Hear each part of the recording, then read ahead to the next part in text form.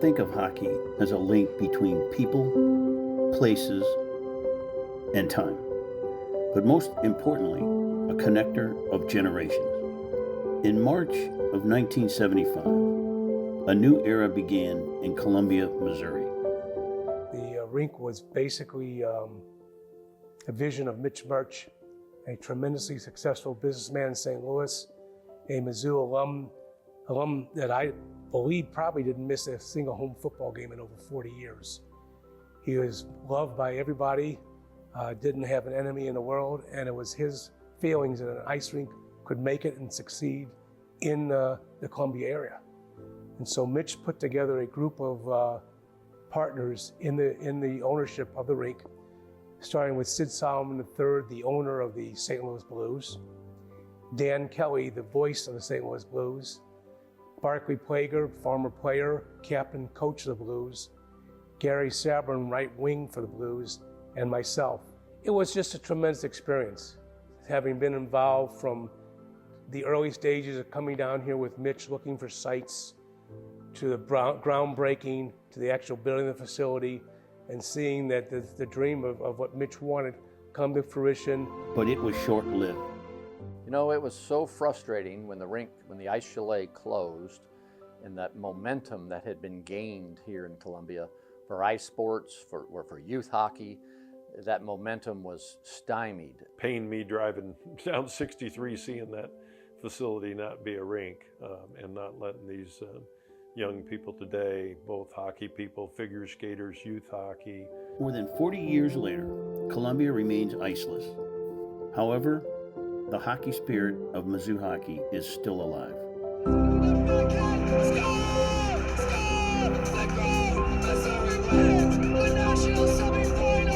I was centering pass for Knapp, shot up, he scores! Andrew Knapp! And with 2:20 to go, it's 5-4 Missouri. Now to Walker, he whips a slap shot, he scores! 4 seconds left, it's picked up by Sweeney. Sweeney throws it back to Trainer, it hops over his stick, and the Tigers win! I'm your narrator, Steve McElroy, Missouri Hockey first captain, and this is a story of Missouri Hockey.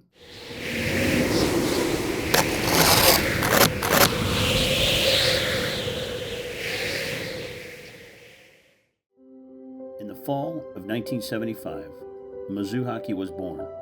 A new team meant finding players that would represent the heart and soul of the program for years to come. We want to build a first-class club ice hockey program, a program that would stand on its own feet and do extremely well wherever we played, whether it be here in Columbia or we traveled to other college towns to play the game of hockey.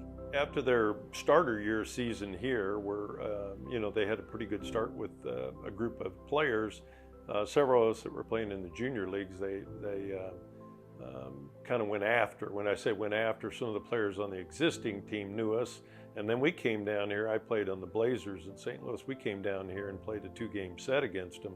So they really got to know us from a hockey standpoint, because some of us played maybe against each other in high school, or when we played, Kirkwood Youth Association versus us. But we really got to know each other better after they saw us play, and then they kind of sent letters out to people, hand-picking people they'd like to come down here and join the program. And that was what it was about, come out and try out. There was no initially promise you'll make the team, but more so of, we think you have the ability to make the team. We look forward to you coming out, and there was no question in our mind, the level we were playing at, that we could add to the team, and a bunch of us came down here at one time. Before I came to the University of Missouri, and when I got a letter from Barry Roufa inviting me to be a part of the team here, and I still have that. I still have that letter welcoming me to Columbia and to the University of Missouri and to the Mizzou Hockey Club program, and Barry was super supportive in many ways, and not only to make the rink accessible to the hockey team, so we could have a practice time that was conducive to our school schedules, but to go on the road trips with us and support us in many other ways. I can think of a number of meals that Barry Roufa either bought for us or invited us to dinner, and he was just always very supportive of all the hockey players. Well, the reason I wrote the letter to both David and Doug, along with several other players, was trying to get some of the better players I knew from the amateur leagues in St. Louis to come to Columbia to give us an opportunity to have a very viable club program, in that we could not have a NCAA sanctioned team. I felt this was the best way to build a team from the ground up. Although hockey was relatively new in the Show Me State, in the mid-70s, it didn't take long to make its mark. We wanted to put St. Louis and Missouri on the map for competitive hockey players. You know, the Blues came in the late 60s to St. Louis. A lot of us started playing, skating a lot and playing hockey, and became what we thought were pretty good players. The rest of the country, the northern part of the country, didn't necessarily look at Missouri specifically, or St. Louis as breeding competitive hockey players. And there was a group of us that I know we all thought we were pretty competitive, and then we ended up proving it in a lot of ways. In the early years, some of the better teams we played, we had to go there because they really had no clue what kind of hockey we had coming out of Missouri. And they were like, before we're going to go road trip to your place, we want you to come here and see what competition level you're at. I think they expected sometime of us to get off the bus wearing overalls from Missouri. We got off that bus and we were ready to play hockey, and we brought hockey to the Midwest, especially to the northern Midwest. I remember one time we made 4 games in 5 days up through Michigan, and we played St. Xavier and Hillsdale College in eastern Michigan, and we beat them all. And they, talking to some of the players after the game, they said, we had no idea you would have that kind of talent coming out of Missouri. That core group of guys just gelled well together. Steve McElroy, Chase McGay, Doug Luther, Steve Morgan, Johnny Nee, Tim Rose. The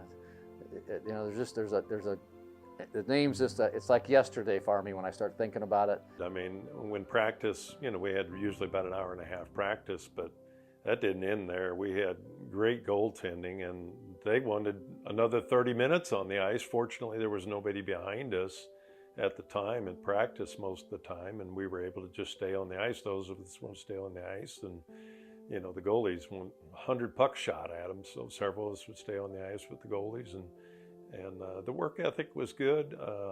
We enjoyed each other's company outside of the rink. We did things together. We joke about having our own fraternity at Tiger Towers in apartment 465 with Matt Wickenhauser, Tim Hunt, Dave Rapoff, and I. That was our fraternity. After a hockey weekend, Saturday night or something, after the game, a lot of the guys would come over, and we'd always entertain and have music playing and people talking, and so it was just full of hockey people. And within Tiger Towers, it got me known as, that's them crazy hockey people in 465 Tiger Towers. They got all their friends over tonight. Those 3 guys came and stayed with me. I wintered in Arizona for a couple months, and they came and stayed with me for a week.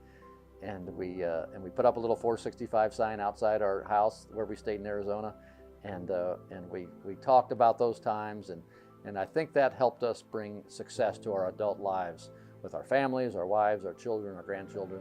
Although football and men's basketball stole most of the headlines in the 70s, it was only a matter of time before hockey saw the spotlight in Columbia. I felt that to make this feel more like a Mizzou event, I went to the band director at Marching Mizzou and was able to convince him that we would like to have mini Mizzou at all of our home games, which would give the feeling that it would be just like a normal NCAA event that Mizzou had for basketball, football, baseball, any other sports they had. I can't hardly explain what an exciting time that was for mid-Missouri to really embrace hockey. Because again, it started in St. Louis, but for mid-Missouri, hockey was a little bit new. And once that word got out and people came and watched Mizzou hockey, they quickly became hockey fans. At the time, back then, in the late 70s, people thought that was out in the country because it was 2-3 miles from campus. If we were in town playing either Iowa State or Illinois State or University of Illinois, Chicago State, University of Cincinnati, and that became the place to go on a Friday and Saturday night. We filled that rink up. Mini Mizzou would play at our games. So that just brought just a thunderous atmosphere and a festive, fun atmosphere to the experience for our fans. And if you came to one of our games, you came to the rest of them. Our parents were at the games, all the games. We had a group of parents that followed us, and sometimes they went on road trips with us. If there was open seats on the bus, when Barry was here or when Mitch Murch was here, it was like, let's fill the bus up if some of the parents want to go and ride on the bus and stay for the game. So we would have parents that would join on some of the bus trips. Most of the buses carried 42 people, I think, and we had 25 players on the roster, so there was extra room on the bus, and they followed us too. So that was an exciting part too, that your parents, we were close enough to where most of us grew up.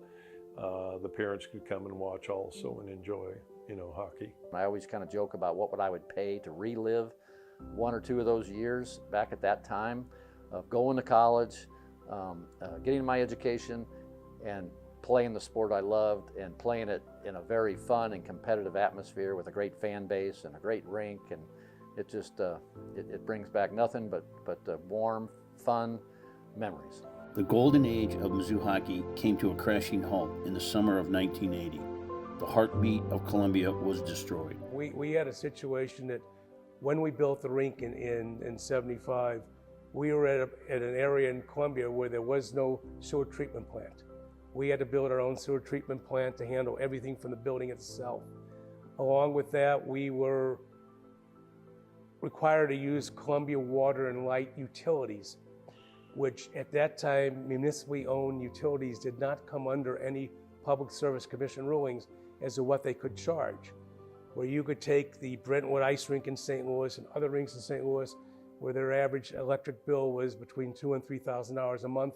Ours was $6,000 and $7,000 a month. And you add to that we had an interest of 18% of our loan. It made it very difficult when you had a building that really was not used between, say, 7 a.m. and 3 p.m. Monday through Friday. But on weekends and after 3 p.m. on weekdays, the building was used a lot. Myself and many others did all we could to bring another rink here, to have a private-public partnership with the City of Columbia to get an ice rink back here. I can't explain the frustration there's been for the lack of foresight, the lack of diversity that our city has not given to ice sports. And I used to joke that my grandkids, that I'd hopefully be able to coach my grandchildren. That was a joke back then. And here I have grandkids that are 19 years old, and there's still no ice here. It's just a shame that the city and the university couldn't get together and work something out together to keep that an ice rink, or since then, build an ice rink. We have a great park and rec department here and a lot of things in this community and a lot of things in Boone County, but to not have an ice rink, it's mind-boggling, really. I'm personally amazed that here we are 40 years later, no ice within the greater Columbia area, having to drive 35 miles to practice and play tells you what hockey players and hockey is all about.